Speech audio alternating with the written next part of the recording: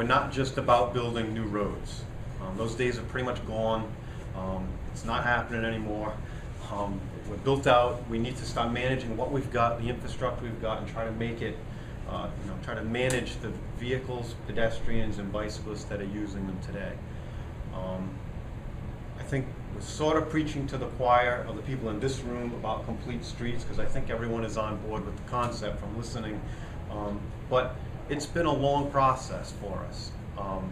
There's a lot of public education that needs to take place. All of these things sound great, but they're not always well received initially. We need to educate the people on the outside as to what it means. I mean, Rich talked about the Blackstone event just a couple of weeks ago, and restriping the Blackstone Boulevard. It was a great project, it was a great event. We went out there 15 to 20 years ago though, and we pretty much got run out of town for proposing striped lanes on the boulevard. It was gonna just bring all of these undesirables to Blackstone Boulevard. And as I stood there and watched the event, all I watched was people going by that were clearly residents of the east side, with baby strollers, with bicycles going by. It wasn't, no, I didn't see any undesirables, did you?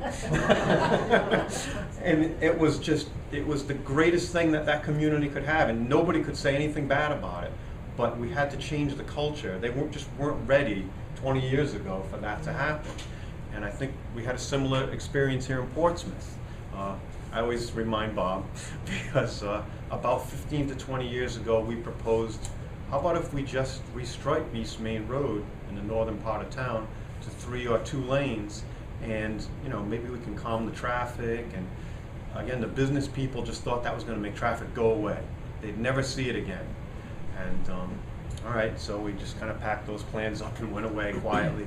But in the meantime, the town had a committee on Park Avenue, and the committee was looking to change some of the traffic down there. That road was a little more obvious.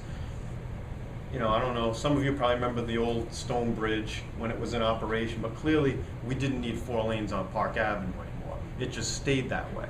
So that one was kind of a softball to take and bring it down to 2 lanes, and enhance the sidewalks and make it a more walkable community, and without scaring business people that we were going to take their traffic away.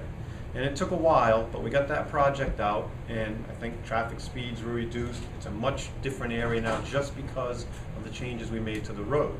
So that when we came back a couple years ago, and working with the chief to run some interference for us, and proposed it again on the East Main Road and Turnpike Avenue, with the good backing of the town, we were able to do that. It cost virtually nothing to restripe those 2 roads, and I think we've seen a great safety improvement out there.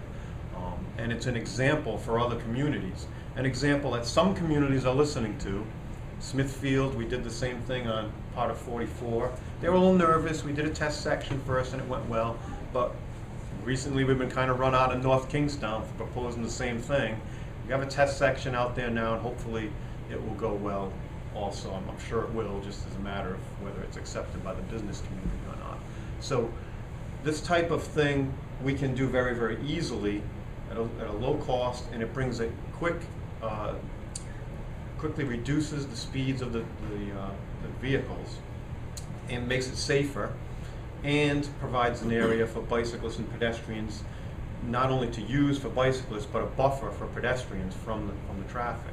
So those type of things, called road diets, while they don't do too much for our childhood obesity problem, our roadway obesity problem can be addressed pretty easily in some instances. Now you've got East Main Road south of Turnpike Avenue, and we can't just make that same adjustment here. As you well aware, the 2 roads, Turnpike and East Main, come together there, and the traffic volumes virtually double, so 2 lanes or 3 lanes isn't really an option. So we need to do something else. And that's where the Town Center Committee actually approached DOT 5-6 years ago with the concept of the median, roundabouts, and a whole character-changing concept for East Main Road. Now, I know some of you, being on the committee, are very familiar with it. Others of you may not. So briefly, it's a roundabout proposed at the Town Hall, Headley, and then another one proposed at Turnpike. roundabouts slow traffic down by design. To drive through it, you need to slow down because the islands are situated in such a way that you have to slow down to drive it. They're different from rotaries. Many of you probably remember the Woodford Rotary. It was like a NASCAR oval. You could drive in at 50 miles an hour, you could drive out at 50 miles an hour, you could drive around it at 50 miles an hour. So to enter it, just to navigate it, you could do it fast. And that's why traffic circles and rotaries failed in the United States. They were too big. We still have some of the smaller ones have survived because they were a little more like roundabouts. The one down at J.T. Connell isn't bad.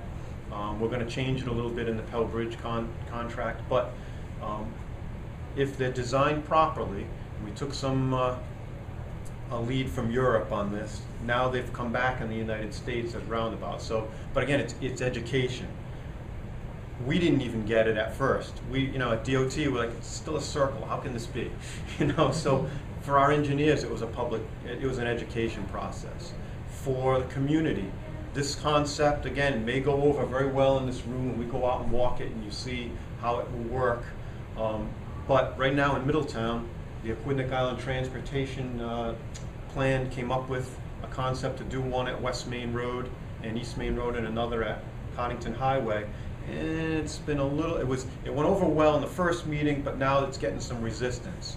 So again, educating the people as to how these are going to work and how they can slow the traffic down without causing delays. It's hard to get your mind around at first, but traffic is constantly moving through at a slower speed. You can pass the volume, and when people are driving slower, let's face it, when you're in your car, you're going 50 miles an hour, you're not going to let a pedestrian cross. You don't want to slow down, you're going to keep going. When you're going 25, it's much easier to slow down and let a pedestrian cross.